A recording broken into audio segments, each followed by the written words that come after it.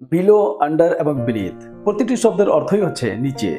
এদের অর্থ এক হলেও এদের ব্যবহারের ক্ষেত্র আলাদা আলাদা। মনে রাখতে হবে, কোনো কিছুর থেকে নিচে এমন অর্থ বোঝাতে বিলো ব্যবহার করতে হয়।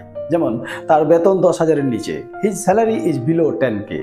তার ফ্ল্যাটটি আমার ফ্ল্যাটের নিচে, his flat is below my flat. Right. Next হচ্ছে আন্ডার।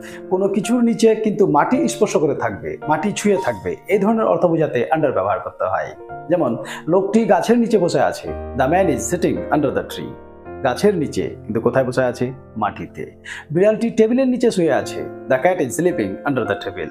রাইট। Next, beneath. যার নিচে তার সঙ্গে স্পর্শ করে থাকলে ওই ক্ষেত্রে বিনিথ ব্যবহার করতে হয়। যেমন, মোবাইলটি বালিশের নিচে আছে, এর মানে মোবাইল বালিশকে স্পর্শ করে আছে, তাহলে আমরা বলতে পারি the mobile is beneath the pillow. আমাদের মনে রাখতে হবে, বিনিথ শব্দটির আরেকটি প্রতিশব্দ হচ্ছে আন্ডারনিথ। বিনিথ এবং আন্ডারনিথ একই অর্থ বোঝাতে একই ক্ষেত্রে ব্যবহৃত হয়।